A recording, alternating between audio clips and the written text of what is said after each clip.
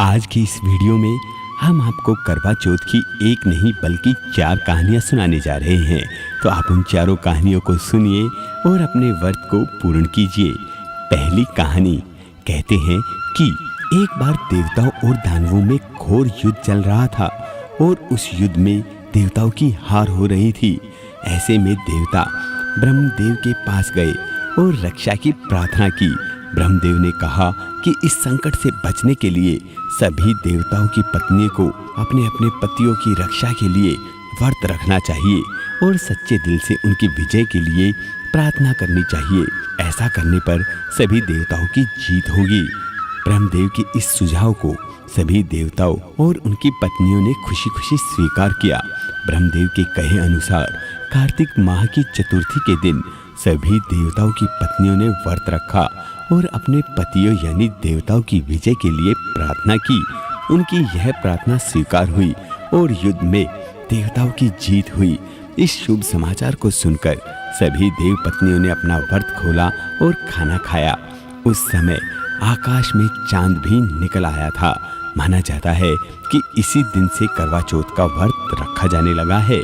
दूसरी कथा, एक बार पांडु पुत्र अर्जुन तपस्या करने नीलगिरी नामक पर्वत पर गए और जब बहुत काल तक लौटे नहीं तो द्रौपदी को चिंता सताने लगी। उन्होंने श्री कृष्ण भगवान का ध्यान किया और अपनी चिंता व्यक्त की। तब श्री कृष्ण ने कहा, इसी तरह का प्रश्न एक बार माता पार्वती ने शंकर जी से किया था। तब शंकर जी ने माता पार्वती को करवा चौथ का व्रत बतलाया था। इस व्रत को करने से स्त्रियां अपने सुहाग की रक्षा हर आने वाले संकट से वैसे ही कर सकती हैं जैसे एक ब्राह्मण ने की थी। प्राचीन काल में एक शाक प्रस्पुर वेद धर्मा ब्राह्मण था। उसके 7 लड़के एवं एक गुणवती लड़की वीरवती थी। एक बार लड़की मायके में थी, तब करवा चौथ का व्रत पड़ा। उसने व्रत को विधि पूर्वक किया। पूरे दिन निर्जला रही, कुछ खाया पिया नहीं, पर भाइयों से रहा नहीं गया। उन्होंने शाम होते ही बहन को बनावटी चंद्रोदय दिखा दिया। एक भाई पीपल की पेड़ पर छलनी लेकर चढ़ गया और दीपक जलाकर छलनी से रोशनी उत्पन्न कर दी।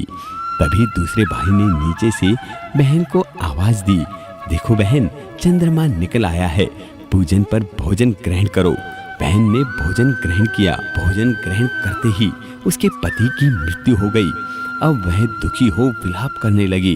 तभी वहां से रानी इंद्राणी निकल रही थी। उनसे उसका दुख देखा न गया।